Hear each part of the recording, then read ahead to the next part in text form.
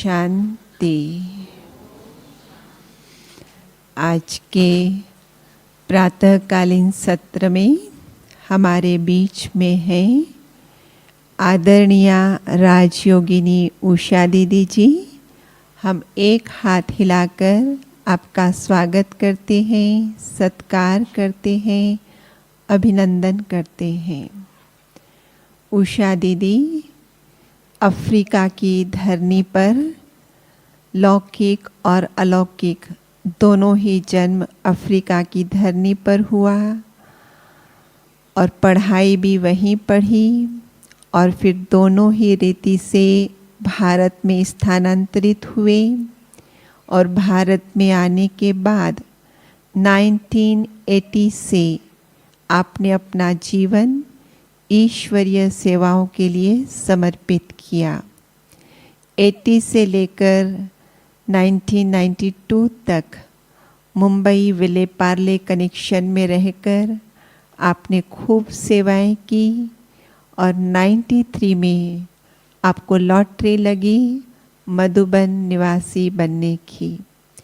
तो 93 से अब तक आप इस हेडक्वार्टर में रह के तीनों ही कैंपस में देश विदेश में अपनी सेवाएं दे रहे हैं। समय प्रति समय उषा दीदी ने बाबा की मुरलियों का अध्ययन एक अलग अलग दृष्टिकोण रखकर किया और उसके आधार से अलग अलग नामों से ब्राह्मण परिवार में आप प्रसिद्ध हुए। बाबा के ज्ञान को शास्त्रों की कहानी के अनुसार बताकर आप प्रसिद्ध हुए। कौन सी वाली उषा बहन? शास्त्रों की कहानी सुनाने वाली उषा बहन। बाबा जो सच्चा गीता ज्ञान देते हैं उस गीता ज्ञान को दुनियावी गीता ज्ञान देने वाले तक समझाने की पूरी कोशिश की तो आप प्रसिद्ध हुए गीता का ज्ञान सुनाने वाली उषा बहन। और साथ साथ एसएमएल को भी एक बहुत बड़ा टूल बना के आपने बहुत सेवाएं की तो उसके आधार से भी आपको सभी लोग कहने लगे कौन सी वाली उषा बहन? एसएमएल वाली उषा बहन।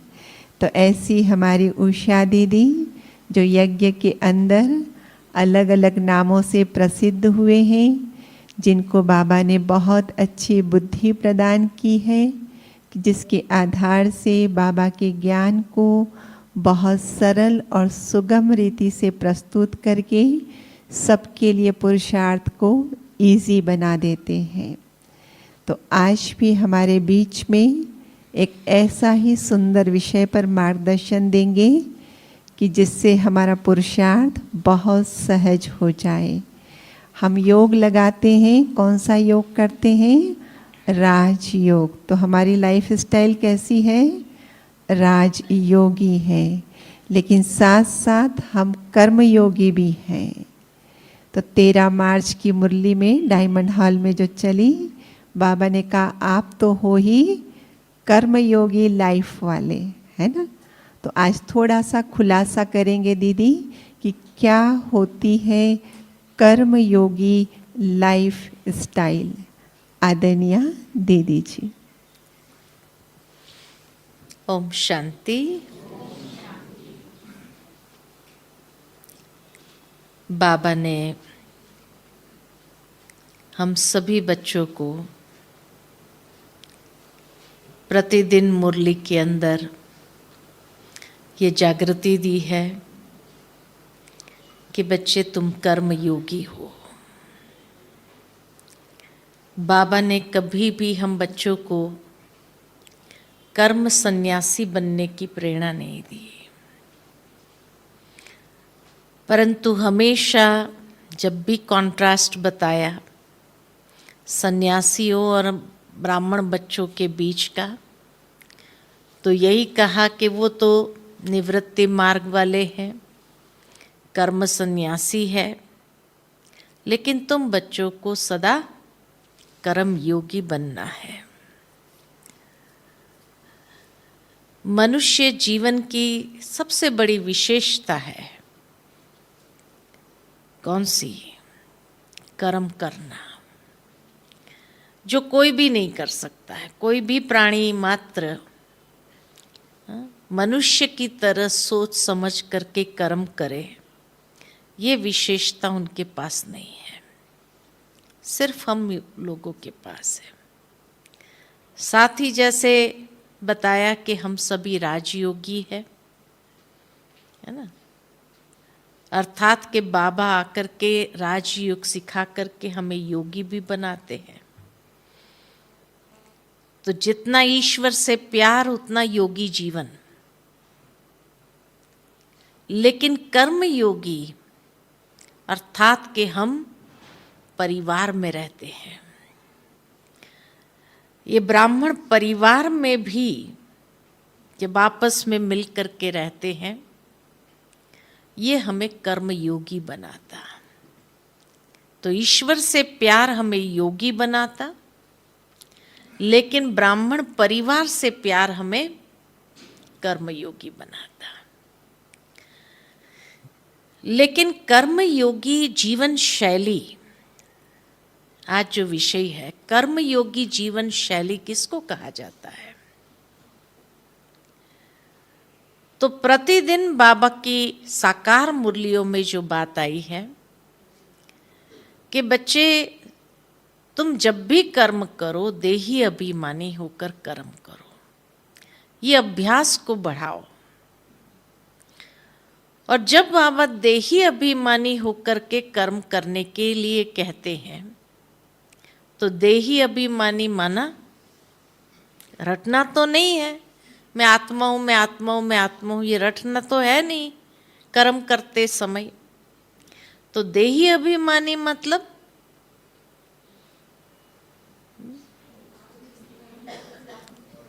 आत्मिक स्थिति में रहकर कर्म करना।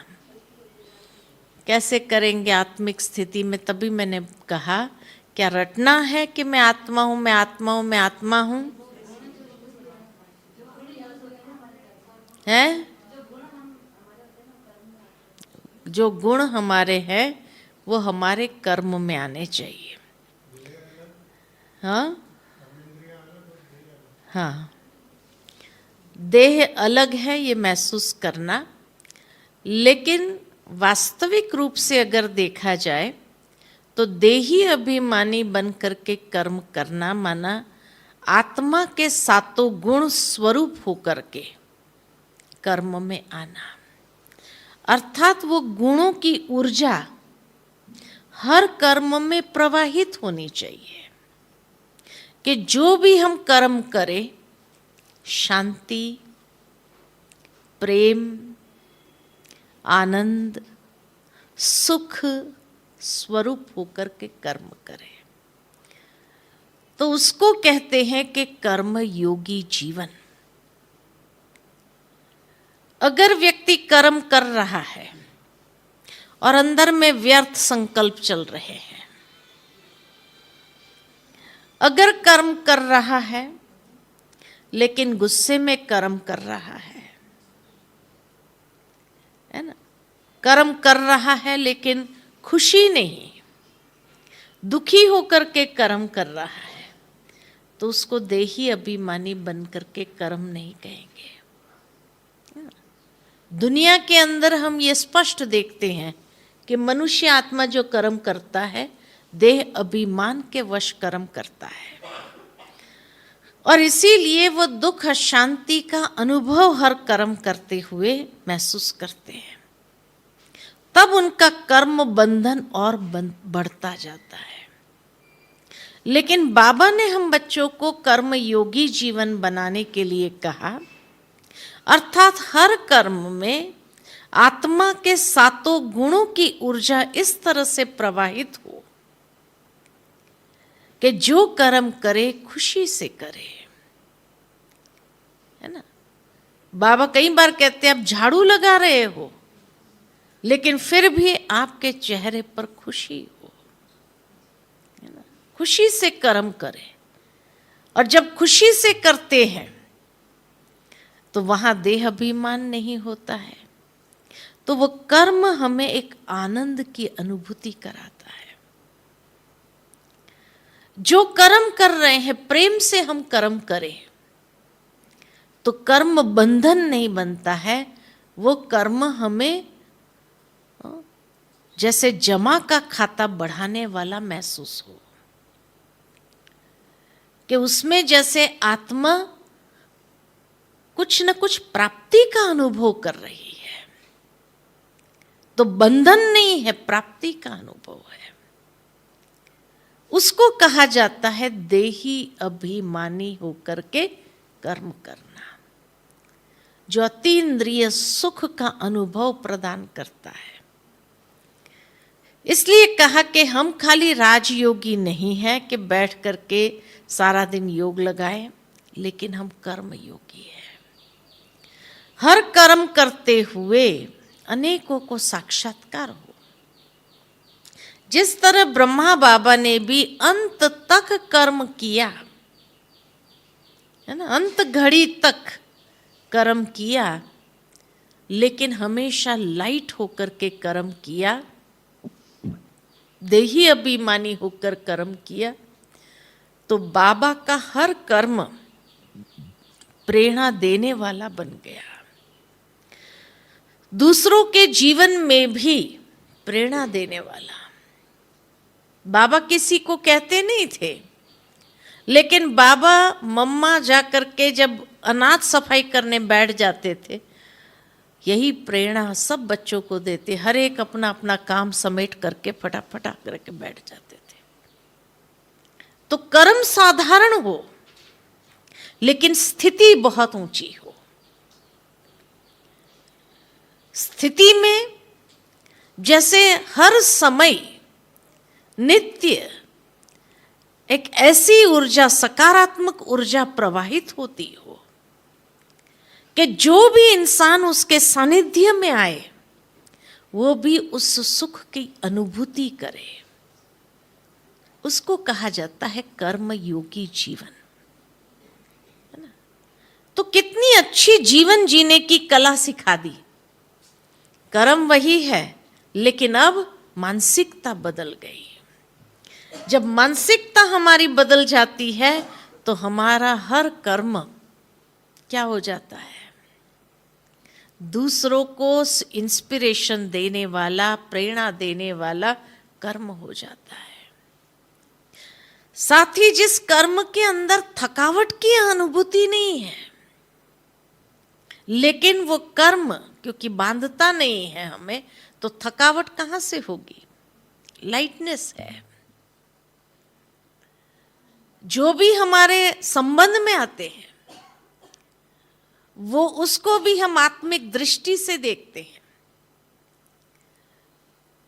तो भाव यही कि कर्म योगी होकर के कर्म करना माना अपनी दृष्टि, वृत्ति, कृति, स्मृति चारों में ही परिवर्तन आ जाए, आत्मिक भाव आ जाए और आत्मा के सातों गुणों की ऊर्जा नित्य प्रवाहित होती रहे।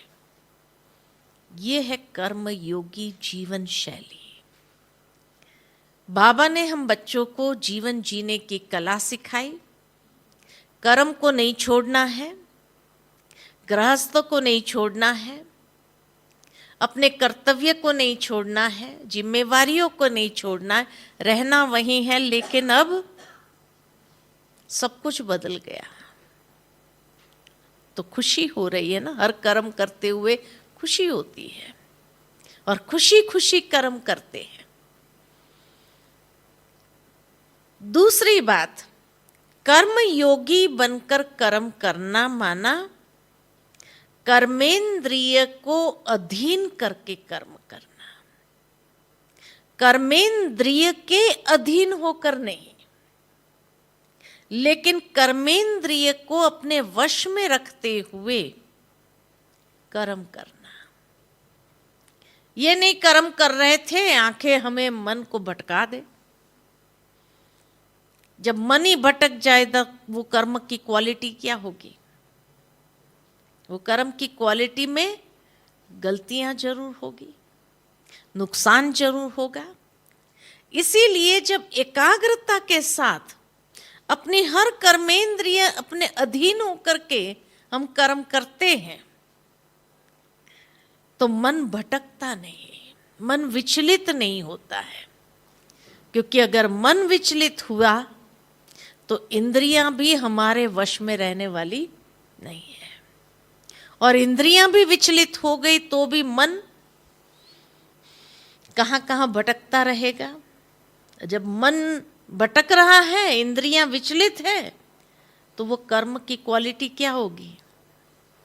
उसमें नुकसान होगा।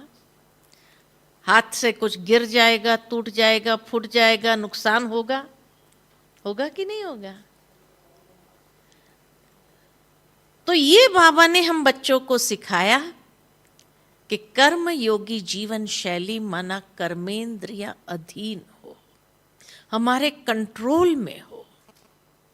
जब कर्मेंद्रिया कंट्रोल में है तो जो कर्म कर रहे हैं वो कर्म सेवा भाव का हो जाएगा, क्योंकि उसमें स्वार्थ भाव नहीं है।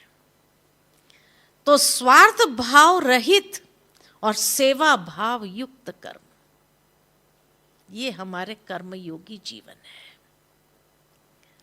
जहां हर कर्म एक प्रकार से सेवा है। चाहे आप परिवार में रह रहे हैं, परिवार में खाना बना रहे हो, तो भी क्या कहेंगे? सेवा भाव से है। ये समझ करके कर रहे हैं बाबा ने ये जिम्मेवारी मुझे दी, इस जिम्मेवारी को मुझे अच्छे से अच्छी तरह से निभाना है ना। दुनिया में लोग कर रहे हैं, गृहस्थी चला रहे, काम उतारने वाली बात। हाँ? सोचते हैं जल्दी जल्दी कर लो और बस उतार दो काम, और फिर अपना कोई एंटरटेनमेंट करो, या और कहीं जाना है, शॉपिंग जाना है, इधर जाना है, उधर जाना, वो करो। बाबा ने हमको ये नहीं सिखाया। बाबा ने कहा हर कर्म जिम्मेवारी निभाओ, तो भी उस समय यही समझो कि ये परिवार के सदस्य जो है, ये भी बाबा ने मुझे संभालने के लिए दिया है, और उसकी सेवा अर्थ उसको अच्छा क्वालिटी का भोजन मिले, अच्छे क्वालिटी का हर मिले, भोजन प्राप्त हो, वैसा घर हो जहाँ पर वाइब्रेशन अच्छे हो, तो हर कोई को सुकून मिले। ये जीवन शैली हो गई है ना।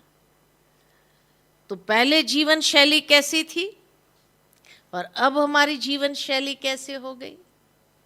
पहले कितने बजे उठते थे और आज कितने बजे उठ करके लोग उठे उसके पहले तो हमारा आधा से ऊपर काम हो जाता है, और कितना प्यार से शांति से काम हो जाता है, लोगों को पता ही नहीं चलता है। और हमारे पास पूर्ण समय भी है उसके बाद भी सेवा करने का, है ना। तो इसलिए कहा दुनिया के मनुष्य आत्माओं के कर्म स्वार्थ युक्त होते हैं और हमारे सेवा युक्त होते। यह अंतर है दोनों जीवन शैली में, है वही गृहस्थ में, लेकिन कितना सुंदर सारा गृहस्थ व्यवहार हमारा हो जाता है।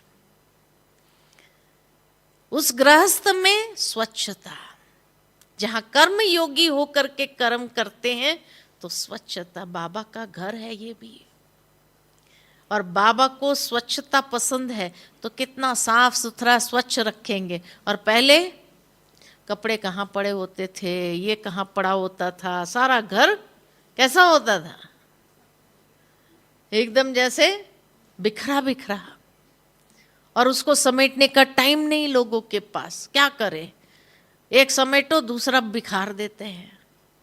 लेकिन बाबा के बनने के बाद जब बाबा ने हमें कर्म योगी बनाया तो सुबह थोड़ा जल्दी उठ करके सारा घर साफ स्वच्छ करके हम मंदिर जैसा बनाते हैं, जहां हमारा घर भी एक मंदिर है। लोग यही महसूस करते, घर में आते हैं तो कहते हैं आपके घर में कितनी स्वच्छता, कितनी शांति, कितना अच्छा लगता है। कहते कि नहीं कहते? और पहले वही घर क्या था, कबाड़ खाना था जैसे, है ना, और आज वही मंदिर हो गया। जहाँ खुशबू है, सुबह सुबह बाबा को याद करने बैठते, अगरबत्ती जलाते तो सारा खुशबू नहीं हो जाता है, वातावरण के अंदर भी कितनी सुंदर खुशबू फैल जाती है, प्रेम भाव की खुशबू फैल जाती है। ये है कर्म योगी जीवन शैली। तो पहले कर्म कर्मेंद्रिय के अधीन होकर करते थे, अब मालिक बनकर कर्म करते हैं। पहले स्वार्थ युक्त कर्म होते थे, अब सेवा भाव से कर्म करते हैं। और जहां सेवा भाव है तो जरूर निर्माणता है। निर्माणता है तो घर के अंदर भी क्रिएटिविटी है, नव निर्माण कर लेते हैं कुछ न कुछ सुंदर तरीके से। टाइम है ना आपके पास, दुनिया के लोगों के पास तो टाइम ही नहीं है, तो कहाँ से नव निर्माण करेंगे, रचनात्मकता लाएंगे।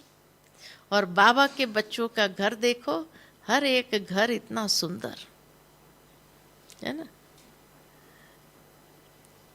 कहने का भावार्थ मेरा यही है कि देखो कर्म योगी जीवन शैली कितनी उच्च है, श्रेष्ठ है, सुखदायी है ना।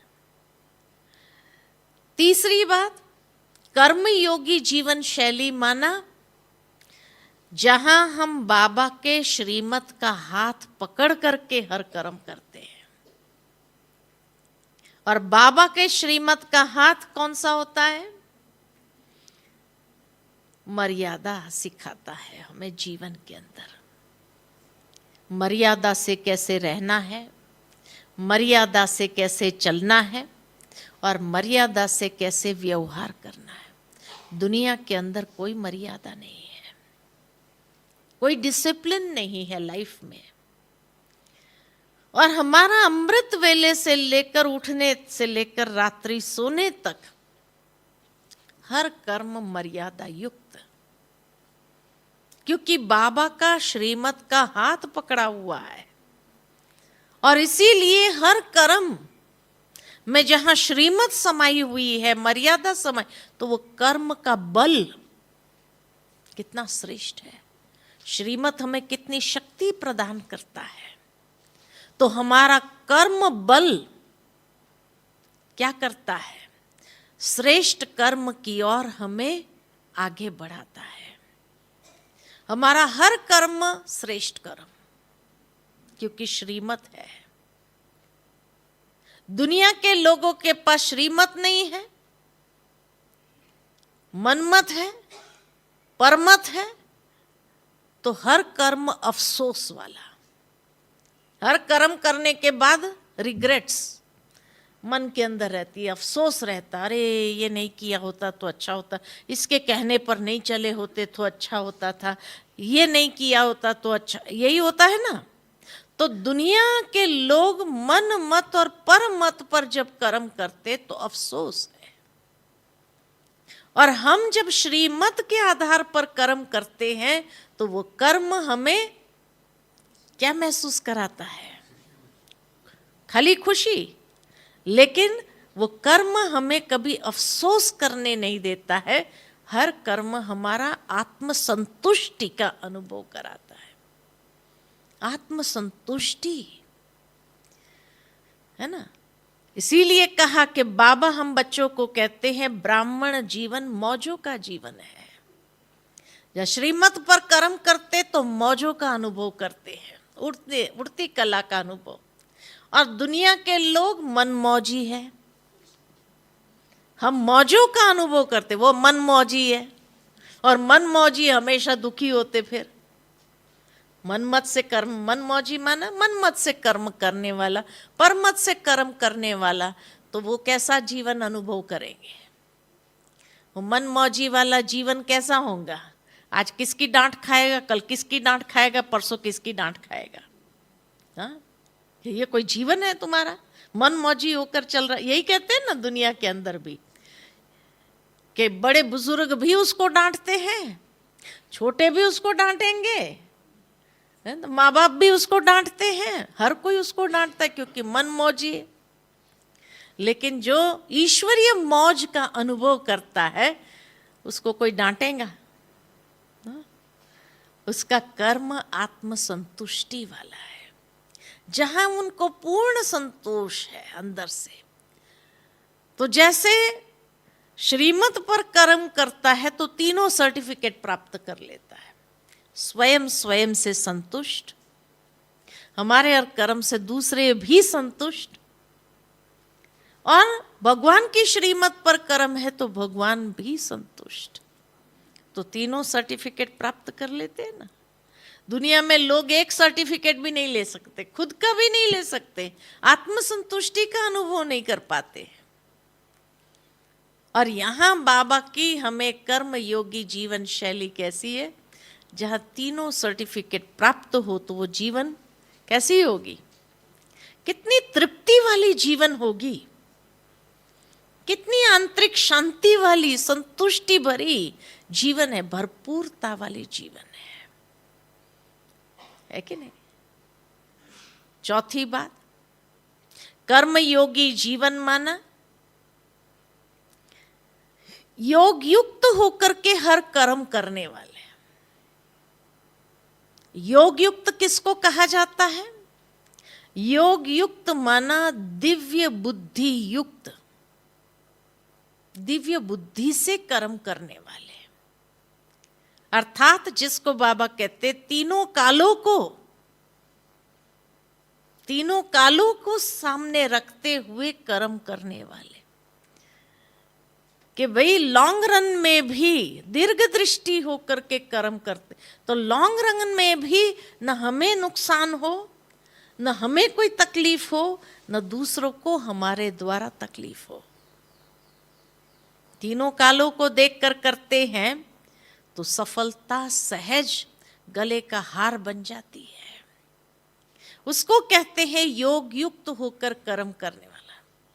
जिस कर्म के अंदर बाबा की याद समाई हुई हो नेचुरल रूप से, उसको तो कहा दिव्य बुद्धि युक्त योग युक्त कर्म,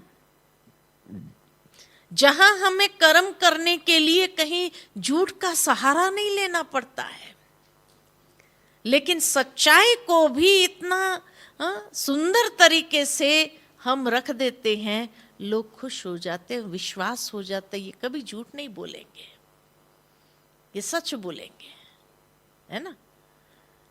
तो कहने का भावार्थ कि अगर कोई बात ऊपर नीचे हो भी गई तो भी सत्य बोलने में उसको कोई तकलीफ नहीं है, स्पष्ट कर देते हैं कि हाँ ऐसा हुआ इसीलिए ऐसा हो गया। उसको कहते योग युक्त, जहां हमें कोई भी प्रकार का झूठ का, बनावटी का, दिखावटी का सहारा लेना नहीं पड़ता है, लेकिन सच्चाई के सहारे पर चलते, इसलिए निरसंकल्प।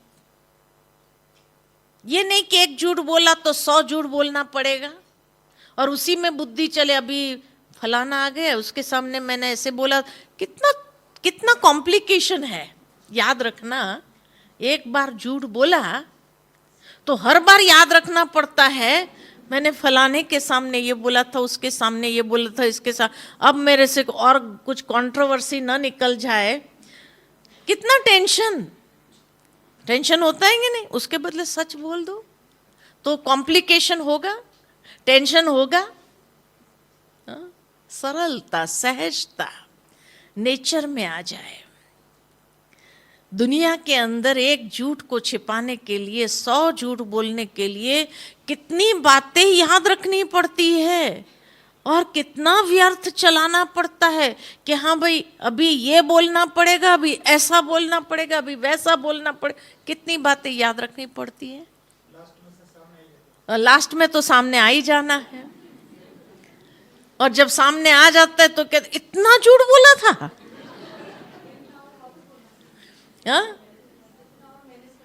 कितना मैनेज करना पड़ता है। फिर उसको सारा फिर वो कहेंगे आप भगवान को मानने वाले हैं और ऐसा करते हैं। बाबा का नाम बाला हुआ या क्या किया आपने।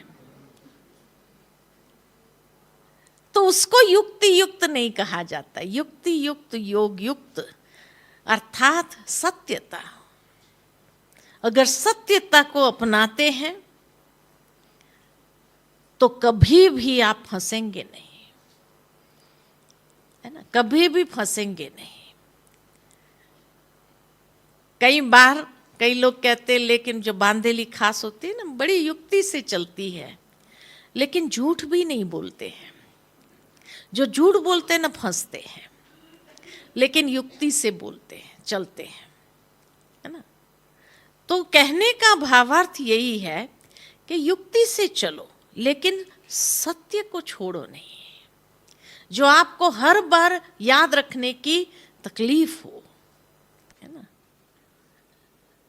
तो बाबा हम बच्चों को यही सिखाता है कि आप मुरली के अंदर देखेंगे बच्चे कर्म बंधन नहीं बनाना है। झूठ बोल करके अपने कर्म को हमें क्लियर करना है संगम युग में, या और कर्म बंधन बनाना है। अच्छा, जहां आप सच नहीं बोल पाते हैं, चुप रहो। सबसे अच्छी युक्ति क्या है? साइलेंस में रहो, है कि नहीं? मौन में रहो। और जब मौन में रहेंगे तो भी आप बचे रहेंगे, सेफ रहेंगे, है कि नहीं? जहां आपको लगता है मौन धारण कर लो, या एडमिट कर लो कि ठीक है आगे से ध्यान रखेंगे। कभी कभी एक लाइन में बात पूरी हो जाती है, लेकिन झूठ बोलने से क्या होगा? हम अपने लिए ही इतनी बेड़ियां बनाते जाते हैं। इसलिए कभी सॉरी करके एक लाइन में खत्म कर दो बात, सॉरी हो गया, आगे से ध्यान रखेंगे, ओम शांति, है ना। कितना सरल बाबा ने मार्ग। क्या सॉरी करने से हम छोटे हो जाएंगे क्या? नहीं। इसीलिए अगर मान लो कि परिवार वालों ने जान भी लिया, कोई बात आप छिपाना चाहते थे, पता चल गई, आप सॉरी कर लो उस वक्त, और सॉरी करके झुक जाओ, तो क्या होगा? आगे बढ़ेगी बात। लेकिन अगर उसको छिपाने के लिए कोई झूठ का सहारा लिया, तो मुझे 100 झूठ क्रिएट करना पड़ेगा, और वो कितना बड़ा वो कर्म योगी बनने नहीं देगा, योग लगने नहीं देगा, हमारा योग नहीं लगने देगा। इसलिए बेहतर है कि मौन रहो और लास्ट में सॉरी कर दो, और सॉरी करके काम पूरा हो गया, सहज, है ना। तो इसीलिए 10 बातें बनाने के बजाय बेहतर है कि शांत रहो, उस आत्मा को आत्म रूप में देखो। दृष्टि हमारी मौन में कितनी ताकत है। अभी मैं गई थी सेवा पर, तो वहाँ एक बहन ने कहा, लॉकडाउन में सत्य घटना बताई। कहा कि लॉकडाउन में हमारे पास में कोई आता तो नहीं था, सेंटर सब बंद था, तो नवरात्रि के दिन शुरू हो रहे थे, तो हम सब बहनों ने आपस में ये फाइनल किया कि 9 दिन मौन रहेंगे हम। जब बाहर की कोई सेवा नहीं है, कोई आता जाता नहीं है, तो अच्छा है कि हम मौन रहे। तो कहा हम सभी बहनों ने मिल करके ये संकल्प लिया कि हम 9 दिन का मौन भट्टी करेंगे बाबा की याद में। कोई किसी से बात नहीं करेगा, हर एक अपना काम शांति से, एकदम प्रेम से और मौन में रहकर, साइलेंस में रह करके करेंगे। तो कहा जब पहला दिन ही हुआ, कि पहले दिन हुआ तो मकान मालिक आया। देखो परीक्षा तो माया लेगी ना। तो मकान मालिक आया और कहा मुझे पैसे की बहुत ज़रूरत है, इसलिए मैं ये मकान बेच रहा हूँ, आप लोग अपनी व्यवस्था कर लो। अब पहला दिन ही हुआ मौन का और ये बात आई। सोचा चलो अब 9 दिन में तो कोई बेच देने वाला है नहीं, 9 दिन अपना बाबा का मौन है, हमने मौन रखा। सोचा बोलना नहीं है, कुछ भी हो जाए, हो सकता है ये मौन ही कोई चमत्कार कर दे। खैर उस समय वो तो बात नहीं आई दिमाग के अंदर, लेकिन सोचा 9 दिन के अंदर तो नहीं निकालने वाला है कि भाई इतना जल्दी, उसने एक महीने की मोहलत दी कि 1 महीने के अंदर आप खाली कर देना, क्योंकि मैं मकान बेच रहा हूँ। सोचा कि कोई बात नहीं, हम लोग मौन में रहेंगे। बोले, फ़ोन उठाया और खाली व्हाट्सएप में जो स्टूडेंट्स का ग्रुप था उसको बता दिया लिख करके कि मकान मालिक ने 1 महीने की मोहलत दी है, ये मकान खाली करना है हमें 1 महीने के बाद, आप लोग सोच लो। कहा भी स्टूडेंट्स को तो मालूम था कि बहनें सभी मौन में हैं, सभी स्टूडेंट्स को मालूम था। तो स्टूडेंट्स ने आपस में मीटिंग किया कि भाई ये मकान जाने तो नहीं दे सकते हैं, इतना अच्छा हम सबके लिए इतना नज़दीक है, और फिर दूसरा मकान ढूंढेंगे पता नहीं कहाँ मिलेगा, तो क्यों नहीं इसको खरीद ले हम लोग ही। तो आपस में मीटिंग किया। बहनों का तो मौन था तो बहनें तो अंदर आई नहीं, लेकिन आपस में ही इन लोगों ने मीटिंग किया, वो भी फ़ोन द्वारा एक दूसरे से बात, क्योंकि इकट्ठा तो हो नहीं सकते थे, लॉकडाउन चल रहा था। तो कहा कि उस समय जो है सोचा कि चलो कितना हर एक कितना पैसा देगा करके एक दूसरे से पूछा तो आधा भी इकट्ठा नहीं हुआ। मकान का जो कीमत था आधा भी नहीं हुआ। तो सोचा अभी बहन जियों का मौन छूटे, फिर बैठेंगे आपस में मीटिंग करेंगे। अच्छा, 9 दिन पूरा हुआ। 9 दिन के बाद बहन जी को कहा कि देखो हमने आपस में बातचीत किया है, लेकिन आधा भी इकट्ठा नहीं हो रहा है, अब आप बताओ। तो बहनों ने कहा ठीक है, सभी हम लोग कल नहीं तो परसों जैसे आप लोग ठीक समझो तो हम मीटिंग करते हैं, आपस में बैठते हैं। कहा ठीक है, तो परसों का टाइम रखा, एक दिन बीच में गैप था। तो उतने में एक माता ने फ़ोन किया कि दीदी मैंने सुना ये मकान बेच रहे हो। तो कहा बेच नहीं रहे हैं, वो मकान मालिक बेच रहा है, उसने हमें 1 महीने की मोहलत दी है और 1 महीने में खाली करके दे देना है। तो बड़ी दुखी हो गई वो। फिर उसने जैसे ही फ़ोन रखा तो उसका पति ज्ञान में नहीं चलता था, वो माता कभी कभी आती थी। तो पति ने पूछा क्या बात है, क्या हुआ, इतना चेहरा क्यों तेरा बदल गया। तो उसने कहा है बहनों का मकान जो है वो मकान मालिक बेच रहा है, अब बेच रहा है, बहनें चली जाएंगी यहाँ से। तो कहा अच्छा, तो फिर उन लोगों ने क्या सोचा। तो बहन जी ने कहा कि भाई बहनों ने आपस में बात किया है, लेकिन आधा भी नहीं हो रहा है। तो माता ने सुनाया अपने पति को कि आधा भी इकट्ठा नहीं हो पा रहा है, क्योंकि सब एक तो साधारण सब बाबा के बच्चे हैं, तो आधा भी इकट्ठा नहीं हो रहा है, और मकान की वैल्यू तो बहुत है। तो उसके पति ने कहा फ़ोन लगाओ बहन को। बहन को फ़ोन लगाया और कहा कितना कम पड़ रहा है। तो कहा आधा भी नहीं हुआ है हमारे पास। तो कहा फिर भी आप लोग, बोले कल मीटिंग रखा है तो कल मीटिंग में देखेंगे कितना होता है। कहा जितना भी होता हो भाई बहनों का भले, लेकिन बाकी का सारा पैसा मैं चुका दूंगा, यहाँ से आपको जाना नहीं। मौन का प्रभाव देखो, है ना। तो बहन जी ने कहा कि ठीक है कल मीटिंग है, हम बात रखेंगे। और आप क्यों देना चाहते हैं, बहन जी ने ऐसे ही पूछ लिया उसको, आप तो कभी आते भी नहीं हैं, तो फिर कैसे आप इतना दे देंगे। तो उसने कहा ये मुझे पता है, मैं नहीं आता हूँ, लेकिन मेरी वाइफ में जो मैंने चेंज देखा है, इतना परिवर्तन देखा है उसके जीवन में, ये कभी कभी जाती है लेकिन फिर भी उसके जीवन में इतना परिवर्तन, उससे मैंने समझा कि ये संस्था बहुत अच्छी है और इसीलिए मैं बाकी का पैसा देना चाहता हूँ।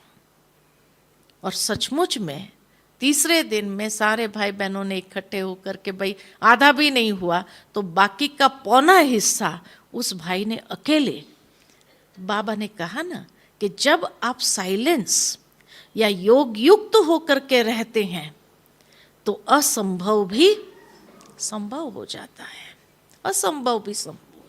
ये प्रत्यक्ष स्वरूप अभी देखा कि देखो लॉकडाउन में भी किस तरह बाबा के सेंटर खुलते जा रहे हैं, है ना, खुलते जा रहे हैं।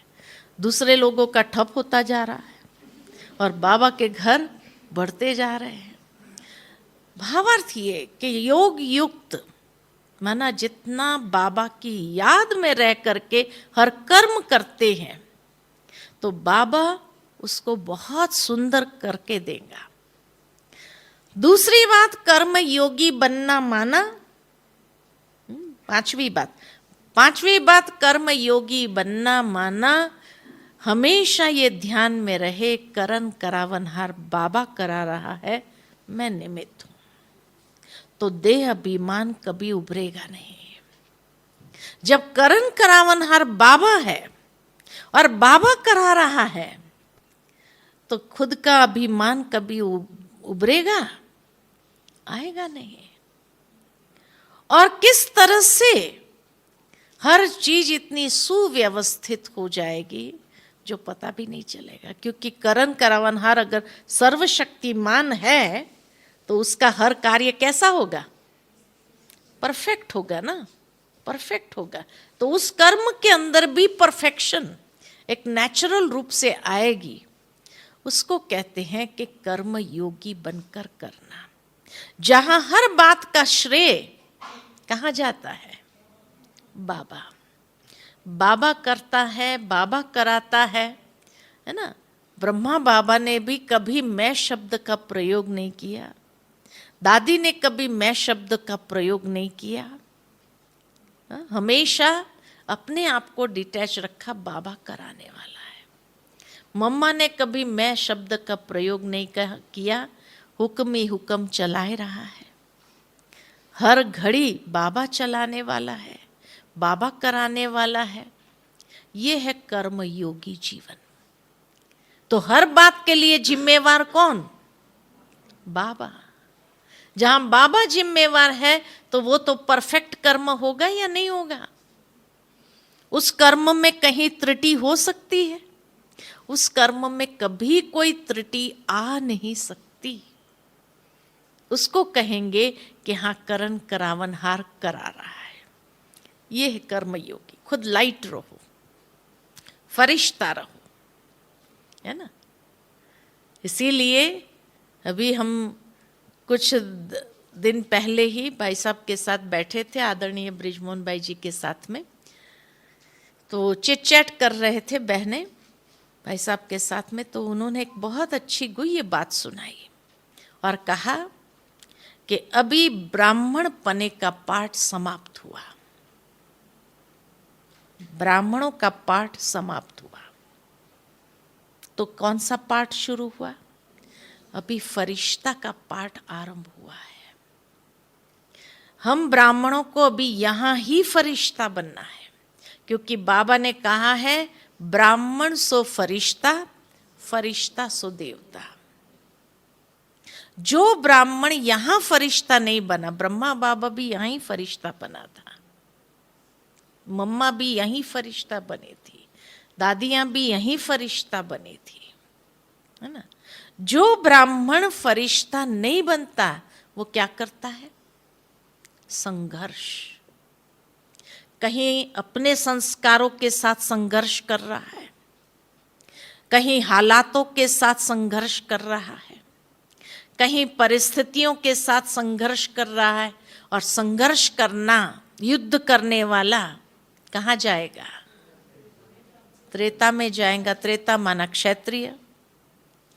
तो हमें कहाँ जाना है, सतयुग में या त्रेता युग में, है? हमेशा बाबा कहते, जब भी बाबा पूछे लक्ष्मी नारायण बनना है, राम सीता बनना है, क्या बनना है, लक्ष्मी नारायण कहेंगे कोई राम सीता बनना नहीं चाहता है।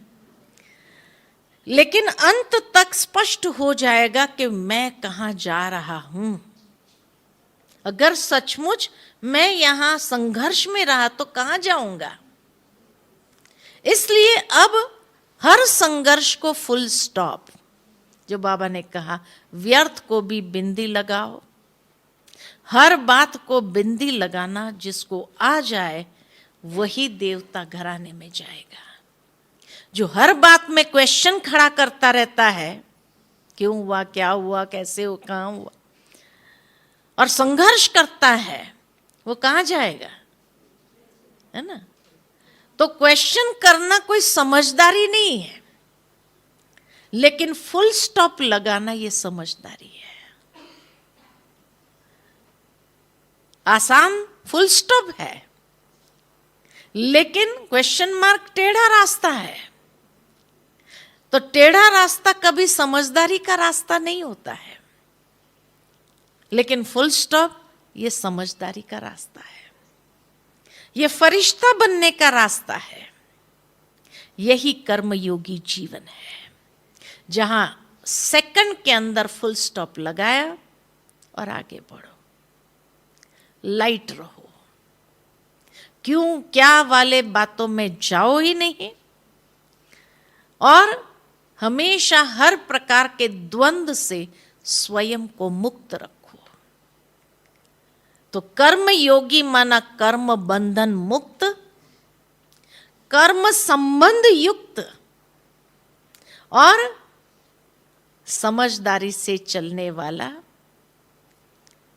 हर कर्म दूसरों को प्रेरणा देने वाला, साथ ही साथ योग युक्त होकर के कर्म करना माना हर कर्म को यादगार बनाना, हर कर्म को यादगार बनाना। जिस तरह मम्मा के कर्म यादगार बन गए, है ना। जब लास्ट दिन मम्मा को बाबा ने कहा मम्मा अंगूर बांटेंगे, सारी रात मम्मा सोई नहीं थी, इतना तकलीफ था मम्मा को, लेकिन फिर भी मम्मा ने कहा जी बाबा, है ना। बहनों को लगा मम्मा आप रेस्ट करो, हम लोग बांट के आएंगे, लेकिन मम्मा ने कहा क्या बाबा को पता नहीं है। फिर भी अगर बाबा ने कहलवाया तो कोई तो भाव होगा बाबा का, और आकर के अंगूर बांटना शुरू कर दिया। 12 बजे तक मम्मा ने अंगूर बांटा और शाम को 4 बजे शरीर छोड़ा। तो कहा कि बाबा ने क्यों कहा था मम्मा को कि अंगूर बांटो, आज तक हर 24 जून माना अंगूर बटेगा। ये मम्मा का कर्म ऐसा यादगार बन गया यज्ञ इतिहास में कि आज तक भी वो कर्म चलता है। तो योग युक्त होकर कर्म करना माना हर कर्म यादगार बनाना, जिसको देखकर दूसरे भी फॉलो करे, उसको कहते हैं योग युक्त कर्म।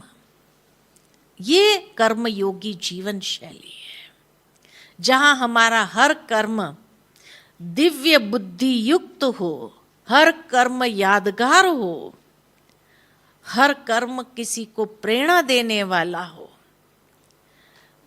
साथ ही साथ हर कर्म करने के साथ अति इंद्रिय सुख का अनुभव कराए, खुद को भी और दूसरों को भी।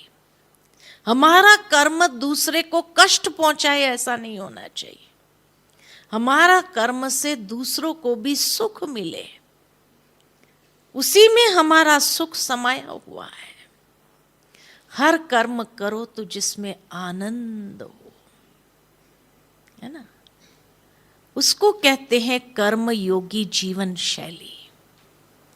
तो देखो ऐसी जीवन शैली है हमारी, हा?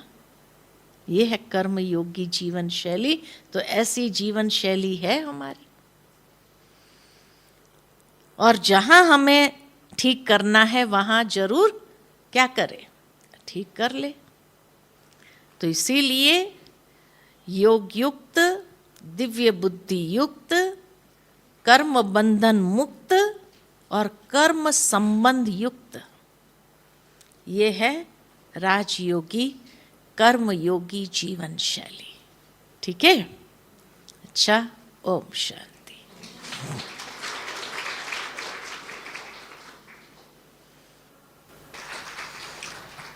अपनी व्यस्त दिनचर्या से अमूल्य समय निकाल कर दीदी आए और सुंदर मार्गदर्शन दिया कर्मयोगी लाइफ